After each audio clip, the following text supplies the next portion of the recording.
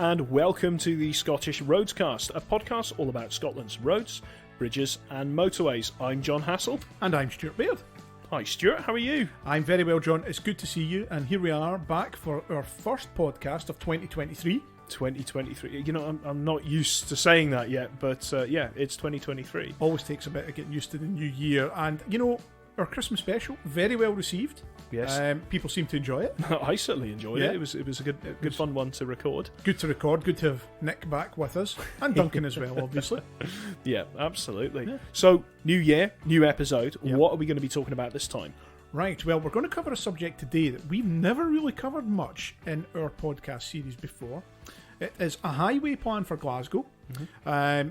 February this year, funnily enough, coincides with its 60th anniversary. Ah, okay, good time to talk about. I mean, it's something we reference all the time. Yes, isn't it? It is indeed. You know? And it made sense to do the podcast on this because we also have a number of web articles coming out to celebrate that anniversary as well. A whole series of articles coming in the podcast, I think, will tie in nicely to that. So people can listen to what we have to say today, and then they can go away and read these new web articles and put even more detail behind it. Absolutely. So that's the theory. And then, you know, they can look at the new page on the Highway Plan for Glasgow and then see this podcast on it as well. Exactly. It all works, so it's a great symbiotic relationship between the website and the Roadscast. Exactly. Yes. Good stuff. So, I mean, it's a large report. Where do we start with this one, Stuart? We always refer to it when we talk about roads that are built in Glasgow, and a lot of the time the Highway Plan is referenced for things that never got built. Yes. We often talk about the Greater Glasgow Transportation Study, as regular listeners will know, and it's quite correct to say that that was the largest transportation study ever undertaken in Glasgow and indeed Scotland, and it looked at all sorts of things. But really, when you look at the detail behind it, the highway plan was really mostly responsible for the roads proposals that came along and much of what was built. Because although the GGTS had a lot of roads proposals, most of them didn't really get beyond the planning stage. Yeah. Whereas for the highway plan, at least those things got built. 50% of it got constructed. Yeah, so really, I see what you're saying. My view is, in having reviewed it again as part of writing the articles for the website, it's pretty clear that the highway plan is the most important document in regards to roads planning in Scotland or in the west of Scotland and in Glasgow for probably the last century, if I'm honest. Yeah. So there is a lot to cover. Where do we begin? Where did the highway plan begin? Well, anybody who's listened to our podcast before in the Inner Ring Road or read any of those pages will know that consulting engineering firm Scott Wilson Kirkpatrick Partners were commissioned by Glasgow Corporation in 1961 to produce a report on the Inner Ring Road of Glasgow City Centre, basically to make recommendations on whether it should be an urban motorway or a dual carriageway, where should the junctions be, how many lanes should it have, all that kind of thing. And they did a number of traffic studies and surveys and started pulling all that together. Now, the corporation were pretty pleased with the progress that Scott Wilson had made on it and the output. You know, they were genuinely impressed by the product, and it was decided that they would widen their remit to cover a comprehensive highway study for the entire city area. Now, when we say city area, that was within the boundaries of Glasgow Corporation at that time. Yeah. Okay. Basically, the remit was to go away and design a network of roads for the city of Glasgow for the year 1990. And crucially, they would have to do studies and surveys to justify what they were proposing. So they would do roadside traffic interviews, talk to commuters, talk to people, making their way into the city or out of the city. And just like they had organised for the Inner Ring Road study, they had a number of cordons, as traffic engineers like to call them, at different areas out from the city centre, where they would interview people, say, coming in from the Rutherglen area or the Paisley area, or from the east. Exactly. And they ask the question, where are you going? Where have you come from? How often do you do it? And for what purpose? Yeah. And all of that was all brought together. It had to be done in person because you couldn't have online forms or anything. Exactly. No loops that you could stick down in the road in those days to record traffic and all that kind of thing. Sure. And they pulled all that data together, used a team of people to make predictions on what traffic flows would look like in 1990. And once they had an idea how much traffic would be coming into the city and along what corridors and from what initial starting points or whatever, they were then able to start thinking about what a network would look like. Yeah. Now, just like with the Inner Ring Road study, John Cullen, who we talk about a lot, traffic engineer, civil engineer John Cullen, and Roy Hodgin, who was the other chap who led the highway plan study, the two of them continued to be very closely involved in the preparation of this report. And John always said that Roy Hodgin was great because he was good at pulling the reports together and dealing with that side of things, and John very much focused on the geometry and the actual design. And I heard that Roy was also a good money man. That's correct. As well. Yes, exactly. Because not only did they have to make recommendations on the network, they also had to cost up all the projects and come up with a sort of a way to construct the proposals that was feasible and cost effective and could be managed over the 30-year period as they were looking at or looking towards at that time. Yeah. Okay. Sounds like a winning team behind this proposal. Yeah. I mean, you mentioned about how this report was looking to model, to propose a highway system that was fit for the year 1990. Yes. Which we think of now, that's a long time ago. It's a long time ago. It's further away than it was for them. Exactly, from it was now. But you've got to remember that they were speaking about this report in the early 1960s. Yeah. So, it was interesting. So they already knew as part of the design of the inner ring road. Now, inner ring roads were the in thing at that time because what authorities across not just Scotland, the UK, Europe, the world, they all wanted to remove through traffic from their city centres, their central areas. And the most effective way of achieving that is to have an inner ring road that restricts access to pedestrians and the like. And the closer that inner ring road is to the city centre, the more benefit it brings to the city centre because more traffic will use it to bypass or whatever. Yeah, right? it's kind of this system of having like spokes. Exactly. We have all these arterial roads that traditionally just meet in the centre. They collide in the centre. And this was a way of distributing them before they got to the centre. Exactly. So again, I see that logic. American practice again. Yeah. So it's like, as you say, the spokes of a wheel. So you have your ring roads, and you have your radial routes. So the highway plan basically took that work that was done for the ring road. They knew there would need to be radial routes because you couldn't just have this ring road sitting in the middle and not there'd be connecting no benefit to anything else. Yeah. All right, there would be temporary connections to the A8 and the A74 and whatnot, but from a future point of view, looking forward 30 years, that was never going to work in the long term. So they knew there would have to be higher quality routes connected to that ring road, which would then connect with the wider motorway network plans that had already been developed by the Scottish Office and the other local authorities at that time. So you're talking about things like the Renfrew bypass, the Hamilton bypass, all this kind of stuff like that. So you think like the Renfrew bypass had already been more or less agreed in the early 60s. The Hamilton bypass was earlier than that, even the late 50s. M73 was the same. So all these routes around the periphery of the city were kind of agreed already. The highway plan just needed to fit in the middle nicely to connect all these bits up. Yes. Right. Yeah. So they set out to work on this study. Very quickly became clear that traffic would be desired. The desire would be to continue to have the city centre as a destination for people. At that time, it was the main shopping destination. It was the main destination for people working in offices and in those types of roles. Not only that, the conurbation was growing. The conurbation was expanding. People were being moved out to new satellite housing schemes or the new towns, Cumbernauld, East Kilbride. Plans for obviously one at Houston. Where else do we have? Oh, well, Irvine, Erskine. You mentioned about smaller ones, obviously. But these developments are all happening. And if you're going to build all these things on the outskirts, obviously you need to connect them all up. And the nature of the conurbation, as we've said many times about Glasgow, it's a sprawling conurbation from east to west. Like most large metropolitan areas are like this, though, and they obviously seen that this was happening with Glasgow. Yeah. So they wanted to enable people to move quickly and easily from west to east, north to south, but without having to go through the city centre. Yeah, or down high streets. Exactly. Yeah, okay. Absolutely. So having that as an overriding aim actually made it quite easy. Now, there were a couple of prior commitments that the corporation asked them to include within the highway plan, and the highest profile of those was the Monkland motorway.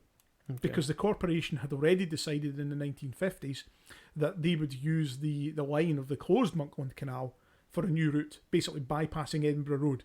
So to take all the through traffic away from the residential areas like Hag Hill and out towards Carntine and places like that. And this made sense in a strategic sense because the M8, as we know it, if we think of the whole M8 from Hermiston going all the way to West Ferry that we have now, 1 to Junction 31, they wanted to kind of start connecting these bits up of the inner ring roads. Exactly. And the sections of the A8 and M8 Hart Hill bypass. And so it only made sense, I suppose, for Monkland to be one of the highest priority things, especially when you say there was already this corridor there. The other committed to scheme that they were asked to include was the Sea Ring Road. Now, this is not one we've spoken about much.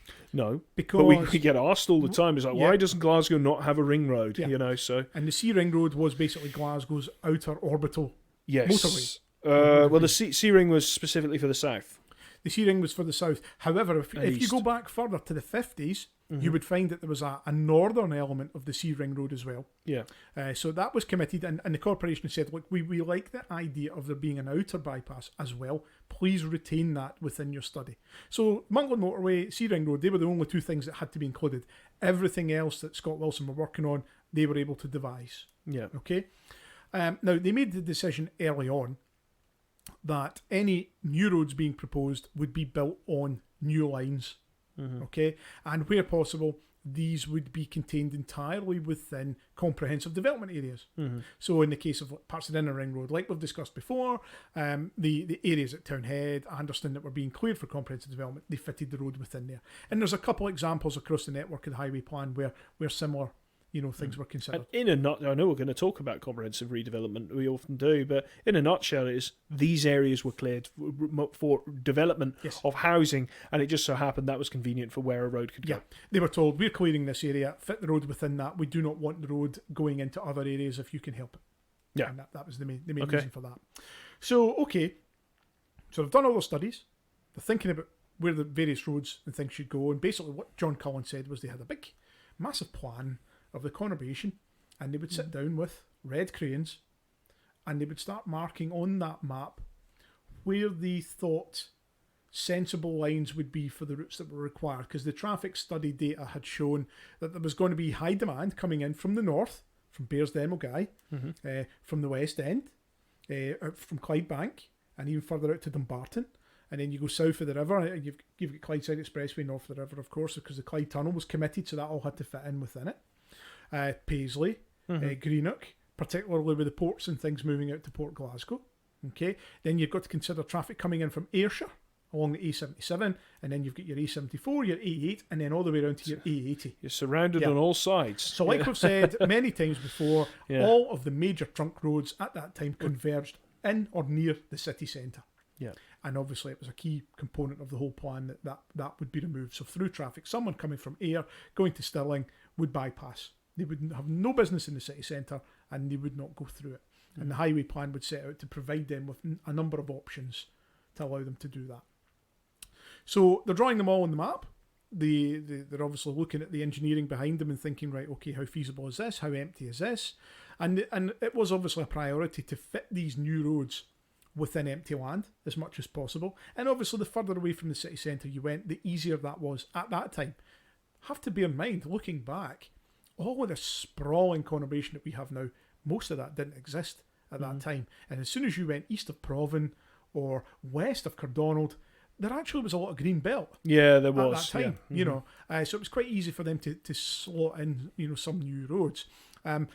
They did make a decision early on that any new roads would be built entirely in a new line. That there was a reason for that. There was a cost reason for that. Mostly to do with services and utilities buried beneath the road.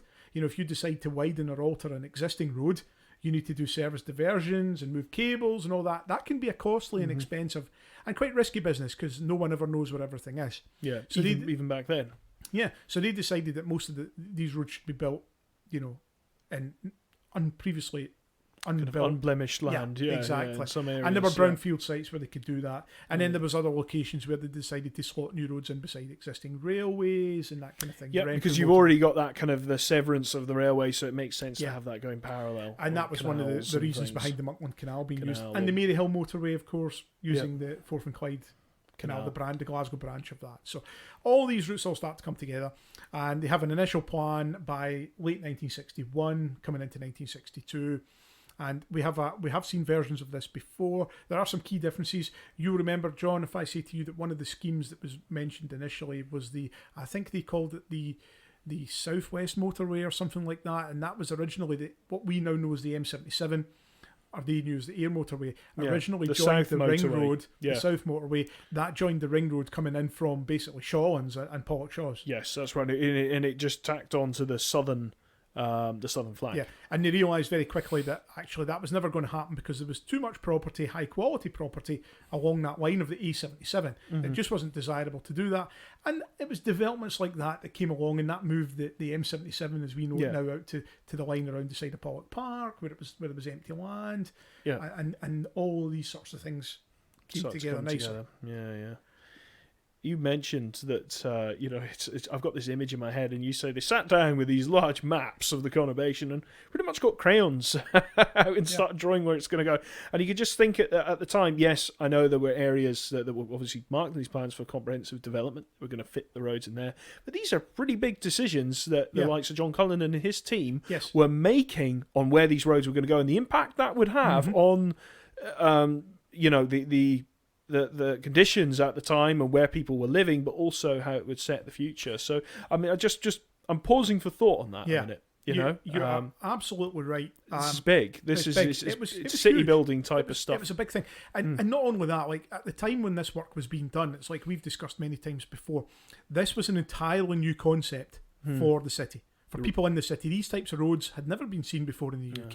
It was very difficult to envisage what they would look like and what their impact would be. Yeah, but they were in an extreme situation, which required what we would view as, well, you're putting all these motorways everywhere. It's quite an extreme thing because of how bad the traffic congestion was and bad the pollution was as well. And crucially, and again, lots of people have made this comment on social media recently, where we'll post a photo of the Clydeside Expressway of the M8, and there's only one or two cars on it.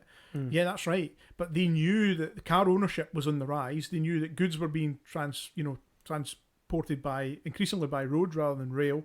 They knew traffic was going to skyrocket. Yeah. So those roads were being future-proofed.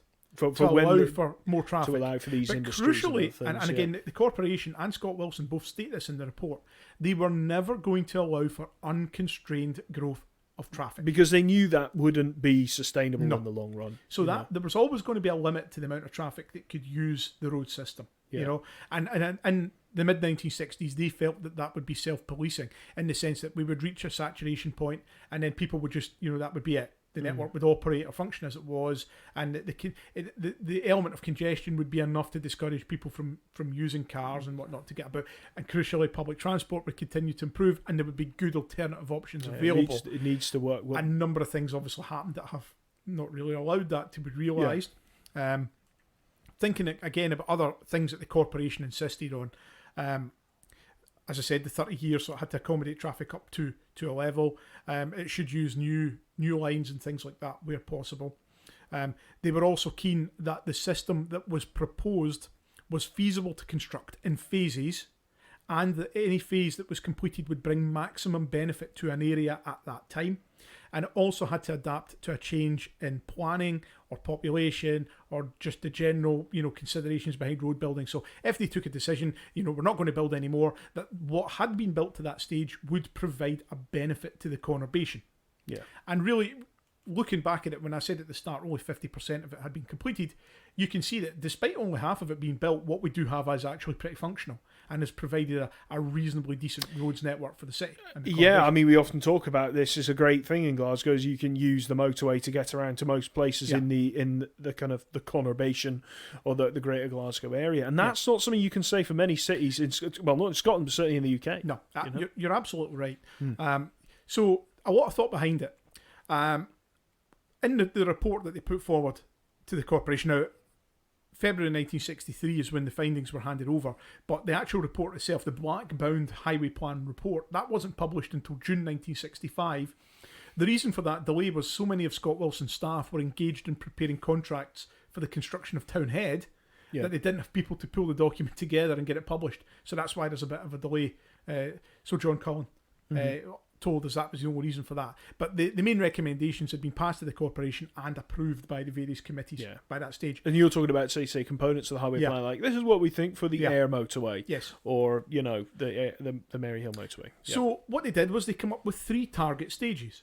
And they recommended that the priority in target 1 should be completed within 10 years. So by 1975, what was supposed to be completed was as follows.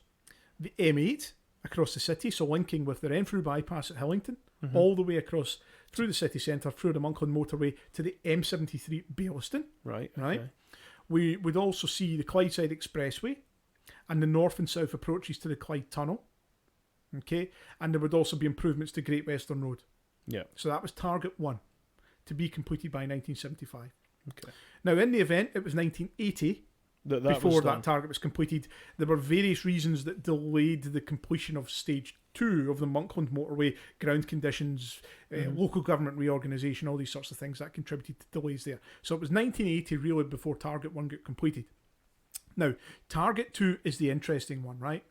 Because I always felt that target 2 was the one that had the schemes in it that would have provided the most additional benefit. Yeah. Comparing what we've got now, target 1 really is basically what we ended up with, right? And I'll talk about the reasons for that shortly. But target 2 really was going to start filling in the gaps. So that would have been the south and east flanks of the inner ring road. Yes. The Maryhill and Lomond motorways. But also the air motorway. Was that not air included motorway, in it? the Stirling motorway. So the ones that would start to connect to wider parts of the conurbation were all part of stage 2 or target 2. Now, work had actually begun on preparation of the schemes for target 2. The air motorway, the south and east flanks, the Stirling motorway.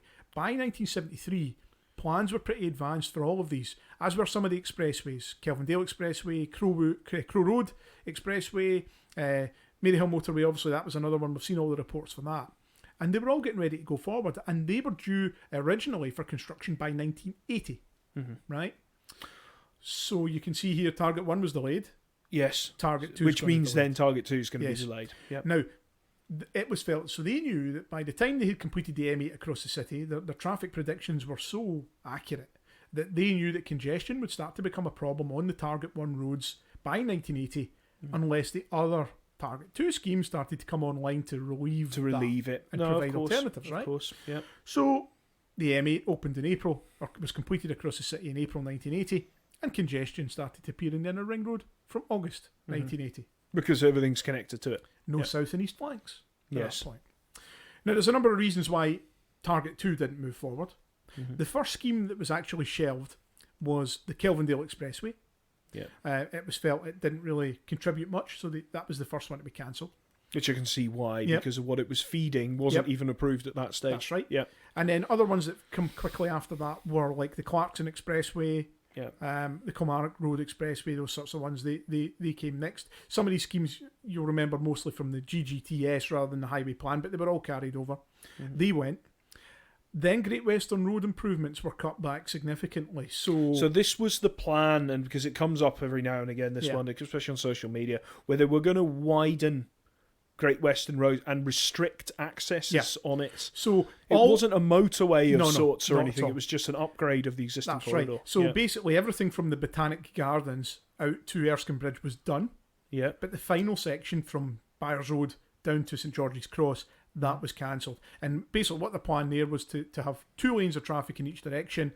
They were going to remove pedestrian crossings and have footbridges over the road, and they were going to close all the accesses. Now, most of the accesses were closed. They were closed, but we didn't end up with the footbridges, of course. That's right. So that part didn't happen. But Expressway, again, a discussion that was happening on social media recently, Expressway was not about free flow, flyovers, free flow links, all that sort of thing. Expressway is basically just an easier way of getting from point A to point B. Yeah, it doesn't refer to the type of design of the road. Yeah, especially there's big debate about what expressway means across the UK. But from a Glasgow perspective, I've always looked at it like that, Stuart. An improvement of what is there. Yeah, it's basically the way I've seen it. Exactly. So it's an express way of getting to where you want to go. I know. We're going on a bit of a tangent there about Great Western Road, and I do apologise, but I suppose the other one was the Springburn Expressway. Yes, now that was also a Target 2 scheme, and some of the Target 2s did make progress. However, there was a reason why it all ground to a halt for a while. So, again, spoken about this many times, May 1975 saw the corporation abolished, and all the local counties and things around all gone as well, replaced by regional councils and district councils. And we ended up with the behemoth that was Strathclyde Regional Council. And Strathclyde was the roads authority for the West. Now, in the early 70s, the oil crisis came, and that led to a reduction in traffic growth. Yep. And for a spell at that time, and with the higher fuel costs, people did question whether traffic growth had ended. We had reached a high for the number of vehicles in the road. Oh, we've peaked already. And for a few years, that meant that there was a debate about whether more roads were actually needed. But given the reductions in public spending that were going on anyway because of all these crises, nothing really much moved on, with the exception of some of those Target 1 schemes like the Renfrew motorway and parts of the Monkland, right? So that new council coming in, having less money to spend, the 75% grants that used to be available from the Scottish Office to local authorities to build new roads and other projects, that was done away with at that time as well. Mm-hmm. So there was far less money available to them. That led to them reappraising the need for all these schemes that were, outlined in the highway plan and the GGTS that came afterwards. So really, I think, having these discussions with John Cullen, you'll remember there was probably something like 50 schemes across Ayrshire, Lanarkshire, Renfrewshire, Dumbartonshire and Glasgow that were on the books, so to speak, to be taken forward. And Strathclyde really had to cut all that back. And I think Andy Davis told us, that they settled on something like 19 schemes. Mm-hmm. Now, some of at that time probably include things like the Monkland. Well, that's right. Finished, yeah. So some of the Target 2 schemes did make it through. They survived. Things like the Springburn Expressway, the Ayr Motorway, the Stirling Motorway. These things all were kept to be taken forward, and the Hamilton Motorway as well, coming in along the M74 route. Yes, yeah, that's right. And there were some of the groundwork had been laid, like Dumbreck Road connection as well, which had kind of led to. There were some bits. Now, things changed further. So through the late 70s, things continued to change. So the public's attitude towards new urban motorways and things like that had soured as well. So the south and east flanks of the Ring Road, although Strathclyde wanted to take them forward, eventually they were shelved because they just couldn't get it to fly. After dozens of revisions, I think they eventually died in 81, didn't they? That's or right. Something? Maryhill Motorway was one of the first ones to go in 1975 as well. So it went. So that left the kind of core route, like we said, Ayr Motorway, Stirling Motorway, and they were all being constructed through empty land. However, progress on those ended up being delayed further by the change in government in 1979. So there was further financial crisis in the late 70s. Then the Thatcher government came in 1979 and cut public spending quite significantly. And that meant that even some of these next priorities had to wait a decade, really, before any progress was made. And you're saying that confounded by the fact they're not getting this 75%, 25% grant anymore. Exactly. It was a difficult time for the local authority. Absolutely. Because all the Scottish Office were providing money towards were major trunk road schemes at that time. And anything within the boundary of Glasgow was always to be built by the council. So it was difficult to take things like that forward. Now, in terms of Target 3 schemes, so there was another tranche that would potentially have come in. Originally, they were. This is the real pipe dream stuff. Yeah, they were to have been built by 1990, and that included some of the other routes that actually they knew that congestion was going to start coming on. Even with some of these additional roads, that the inner ring road would still be very busy, and they wanted to provide better connectivity across other parts of the city that would, just improve access. So things like the South and East Link motorways. Yeah. The North Link motorway. Yeah, these ones here were just to put people in the picture listening to this. This was an intermediate ring. Yeah. So not an inner ring road, but a slightly more outer ring road, but not a truly outer ring road. That's So right. it's between an inner ring road and a fully outer orbital road. And that Sea Ring Road, that was another one. Now, the Sea Ring Road was eventually abandoned by the GGTS and changed into the Paisley-Hamilton-Cumbernauld Motorway. Yeah. So it never moved forward either. But there were also some expressways. There was the Bishop Briggs Expressway. Yep. The Trossachs Motorway was also in there as well, out towards Bearsden Mulgai. But the Trossachs, again, which relied on things like the Maryhill Motorway. So these were all Tranche 3, Target 3 schemes that just never really had any detailed planning behind them at all. So they never really moved. And the GGTS, obviously, as I say, superseded it. But it was basically the same recommendations within. Yeah, just borrowed what was already in there. So we got our Target 1 built by 1980, and then it was really 2011 before parts of Target 2 were complete. So we got the M77, you said the Dumbreck Road connection, with a tiny wee piece of that in 1981. Yep, and that lay like that to the middle of the 90s. Yep, it did indeed. Then we got the Steps Bypass, the first part of what was the Stirling Motorway M80 in 1992. Yeah. Then the second part of the M77 out to Newton Mearns came in 1996. Yeah. And then that's the Ayr Road route. Ayr Road route. Yeah. The M74 proposals were considerably reworked into a new corridor, and that obviously progressively came along 1994 for the section to Fullerton Road, and then 2011 before we really got the section all the way to the M8, but on an entirely new line. South and east flanks abandoned completely in the 80s. Townhead London Road Link was proposed as an east flank replacement was for a while. that in 1990? That was the 90s. It was really just a very watered down thing that wouldn't Yeah. go as far as Glasgow Green, No, exactly. and it was just like an upgraded. It's like a route. high street bypass. Yeah. It never went ahead either because there was never enough money for it. And then some of the expressways, even that were within Tranche 2, so the Springburn Expressway, it did go ahead, but as the Springburn Road realignment. So the junction at Keppock Hill Road was originally going to be grade separated. It's at grade. Although the one at Hawthorne Street, that was grade separated on the new line. That came along in the mid-1980s as well. Good. Got a soft spot for the old Springburn Expressway. No one refers to it as Springburn Expressway, but you are right. Like quite a lot of it was built, and it's actually a decent road. Now there was one scheme that was proposed within the highway plan, but was actually well outside the city boundary, and that is what we now know as the A737. So the Johnston bypass, the Johnston Linwood bypass, that is in the highway plan, and originally it was envisaged that the M8 motorway would continue down that line. Or the motorway would continue along that line instead of going to Greenock and Erskine Bridge. So they initially envisaged that basically the section beyond St James would be dual carriageway. But an all various purpose politicking going on behind the scenes led to that being upgraded. It's quite late on. I know contracts had already been let, and they were like, "Oh, hold on, get hard shoulders out of it.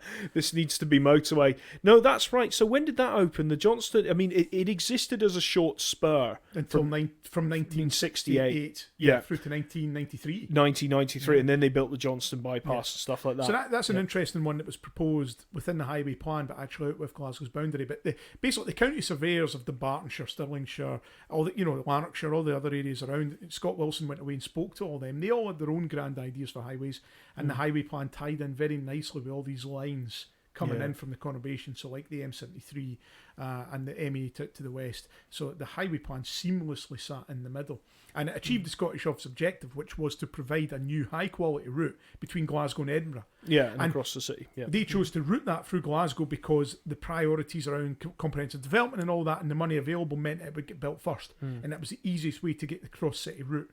Yeah. So that's the reason for that. In many ways, it was the only way. Because they were never going to build like the East Link and things like that. So now, did you know that the highway plan didn't only focus on what new roads should be built?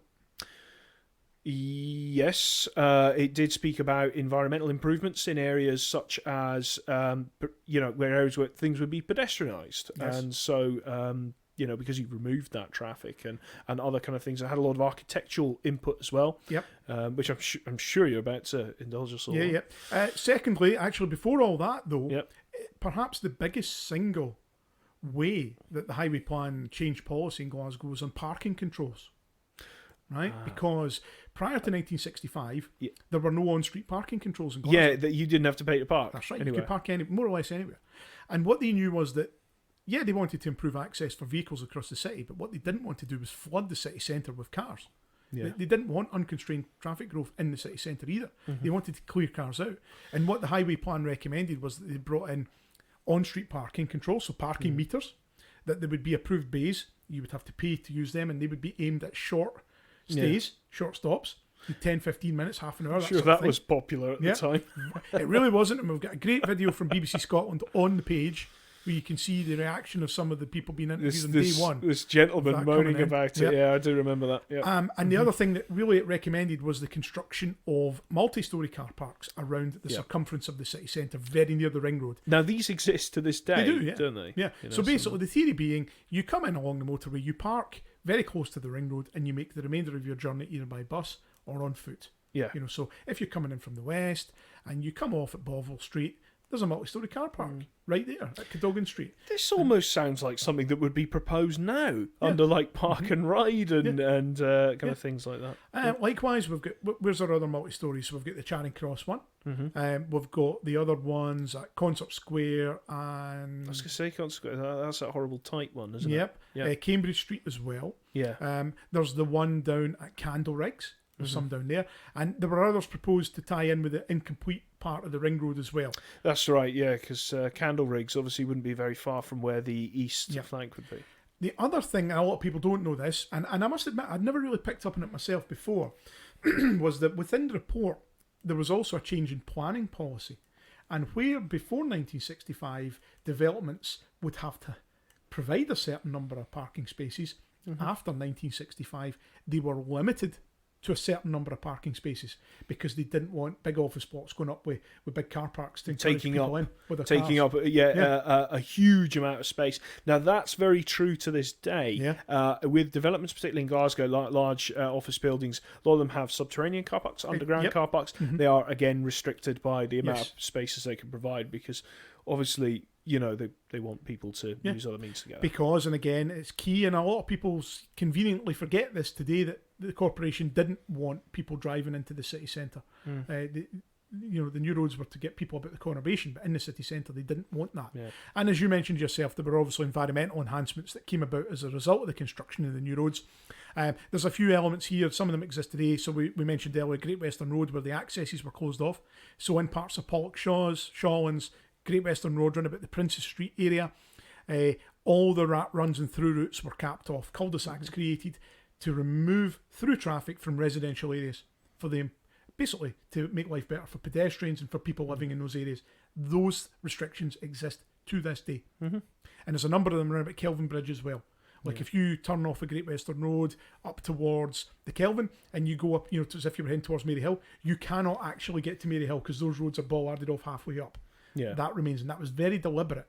That was to stop through traffic and rat running and all these things because they wanted to keep the busiest routes, keep the cars away from pedestrians, keep them in the motorway system. That was one of the other benefits. That's an environmental improvement. And it is. And you know what, Stuart? It's even still reaping the benefits of this today. And I've recently learned that the road at George Square, outside the counting house, the Wetherspoons there by Queen Street Station, I think that's now been bollarded off. That's right, as well, kind of because that was always a bit of a nightmare getting into the square. And you can do these things without having the kind of the C-shaped collar of the M8 going round to get there. I mean, it's like, again, kind of part of our ring road discussions, but the highway plan was part of that. As soon as the L-shaped bypass of the city centre was completed, traffic in the central area dropped by something like 75%.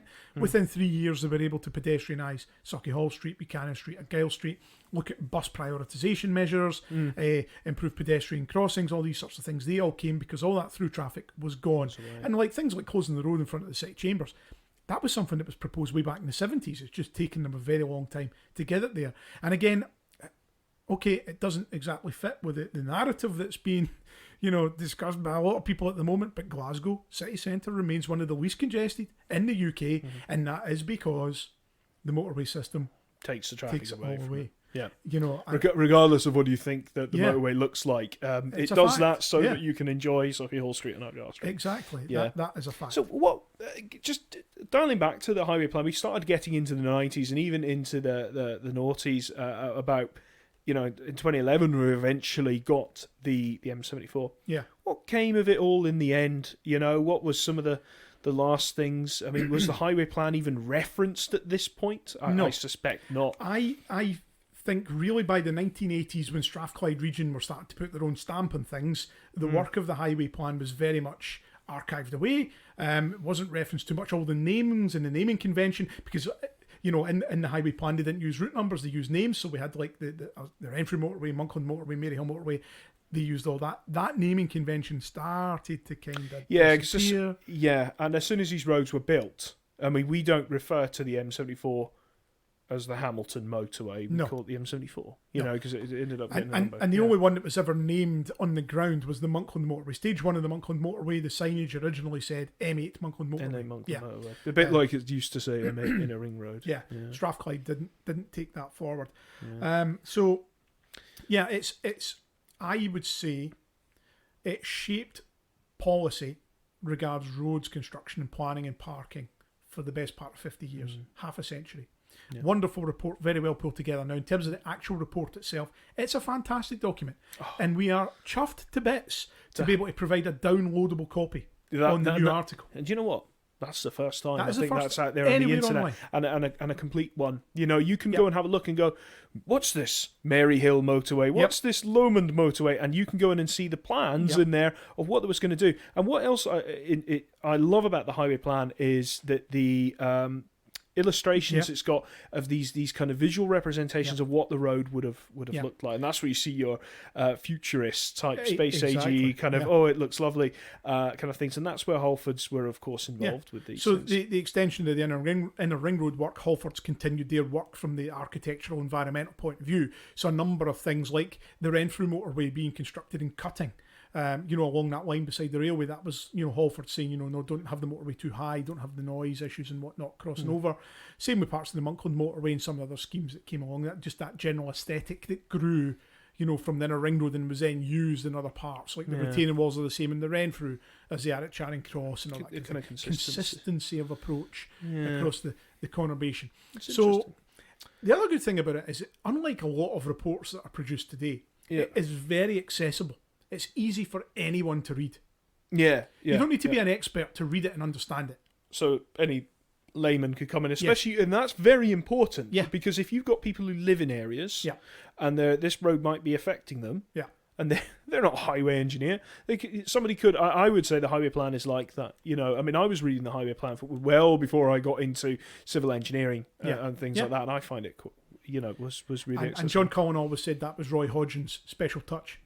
He got it. If you read an equivalent report from the time, like the Selneck, South East Lancashire, North East Cheshire, came along at the same time, very difficult to read. Very difficult to read, filled with jargon, very technical, not very accessible at all. Not a good way to tell the public what you're planning to do, particularly at a time where roads proposals and things didn't really get much public engagement. That was all very, very 70s thing. Public inquiries hadn't been invented when the highway plan came out. So there wasn't a lot of public engagement on the highway plan.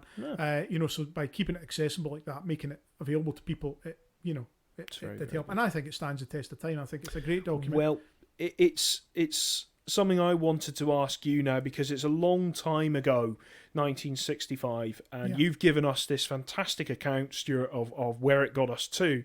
But given the situation that we've got just now, is there scope, realistic? You might think this is a silly thing to propose, but would there ever be a new highway plan for Glasgow? A highway plan for Glasgow 2, or maybe a look at putting together a similar type of document for all the roads in Glasgow, but with a 21st century hat on, something that would consider. We hear about active travel. It's a huge thing now, and pedestrianisation and reducing cars, which was something that was similar in the highway plan.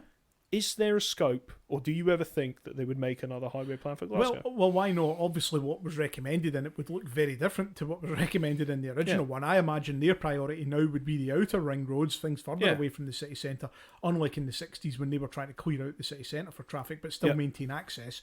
As Glasgow changes, the city centre's not the draw that it once was for shopping and business and leisure. Yeah, because everyone's got to Braehead and Silverburn. Exactly, so there's been a change there, so perhaps some of those outer rings would be slightly more beneficial, although I'm still personally slightly doubtful about the benefit of those given the nature of our conurbation and the way the population is dispersed across the area. As someone going from Erskine to... I thought the same thing, because we're up against the coast. Say we were in the middle, so say it's like a bit like Manchester, then people are passing by. Exactly. A lot of the time people are terminating their journeys in and around and immediately around Glasgow, so how useful would said bypass be? Exactly, so there's a whole discussion to be had on that, which is a whole other podcast, by the way. Absolutely. But obviously there would be... Now, there was a focus on pedestrians and cyclists in the highway plan. They are mentioned specifically, however, nowhere near the level of consideration you would get today. So those facilities would obviously be far greater for people now. From an environmental point of view, much of any new road would probably be, in an urban area certainly, would be maybe put in a cut and cover tunnel or buried completely, or so there's the big that's what I think. So if Glasgow City Council, let's just use them as they went, right, we're going to make another highway plan for Glasgow. I would see it being something in it, and if they had unlimited money, they could realistically propose something like what Boston done with let's have these new roads but bury them, or bury existing things and stuff like that. Thinking about the public response to the highway plan as well, not something I had mentioned earlier. On the whole, very well received by people across Glasgow, because they could see the improvements to access. And for people in places like Denniston, where the Alexandra Parade had been really busy, Paisley Road West, these places were getting bypassed at last. They were delighted. And people going to the schemes further out who were lucky enough to have access to cars, the connectivity was obviously being improved for them as well. Yeah. Response in some areas obviously was mixed. So the South Link motorway in particular, through the south side, that was controversial. This was the whole one where it set up the conservation area. Yeah, this Strathbungo, that was an interesting little tale that when we learned about that. Yeah. So it wasn't entirely positive. There were some routes that weren't, and then obviously then a ring road had its issues with the south and east flanks. So it wasn't entirely universally well received. Of course, there were some schemes within it that weren't. You're never going to keep everyone happy, and that's one of those things. No, I just thought it was a fun question to ask you, Stuart. If they'd ever come up with something similar, certainly a report of that scale. It's just nowadays when I see schemes. I mean, what a recent Glasgow City Council schemes are stuff like obviously the East End regeneration route, which became Clyde Gateway, which is now more or less shelved. It's gone. But that was a much smaller, contained thing. It wasn't kind of included with many other things. So you're quite right there. Now I'm trying to get my figures together here for the for how much it was all going to cost. So at the adjusted time, for inflation, for inflation. Well, that would have been up to 1990. So the equivalent figures today envisaged somewhere in the region of £5 billion worth of investment in roads and pedestrianisation and other environmental matters and parking changes at that time. So at that time it was like 288 million is what they envisaged being spent over the 30 to 40 year period. And when you just add inflation to that, it works out like 5.7 billion, which sounds like a huge figure, but if you divide that over 30 years, not just so much. I don't know what Glasgow Strathclyde pooled every year in revenue, a lot between its taxation and what it received from the government. But then again, I mean, a local authority has a huge amount that it needs to spend money on. So it's got quite big coffers, so to speak. Yeah, absolutely right. Just thinking about some of the web page that we're pulling together, like with the GGTS maps, we've put up one of the big interactive maps, so people will be able to go away and look at these schemes in detail, like you mentioned, and actually looking through the highway plan report itself, they'll be able to look at the sort of detail behind some of the junctions that were proposed. There were some changes. See how near it could have come to your house. Yeah, exactly. Indeed. I think the biggest change between the highway plan report and what was actually constructed was in the Clydeside Expressway, where it's envisaged as an at-grade. Yeah, that's right. I mean, like at Finniston, it was an at-grade.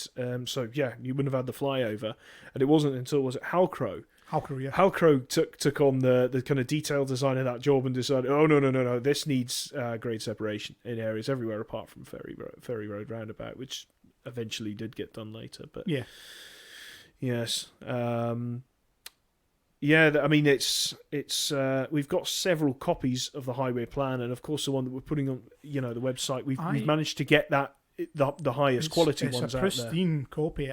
Do you remember the first time we got our own copy of the highway plan? It must be it probably is just coming up about 10 years ago, just not long after you and I were working together on what was Glasgow's motorways at that point. And we finally got a copy and we were able to look at it in detail, because when you're in a library and you're looking at it, you can never really give it the focus or the attention because you're getting chucked out after a couple of hours or whatever. And actually being able to look through a copy ourselves and pick up some of the details, it was fantastic. It's really, really interesting. I again, just think of some other points worth mentioning. I mean, I mentioned that they wanted to put the roads on new lines. One of the advantages it was felt that offered was that the existing roads were still there to fulfil their proper function. Basically as bus routes.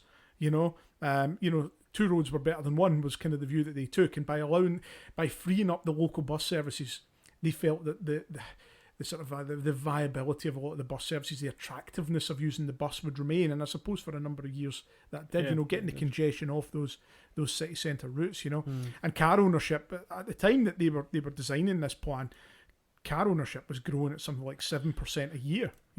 And I don't think the highway plan had anything to do with that. I don't think the roads encouraged.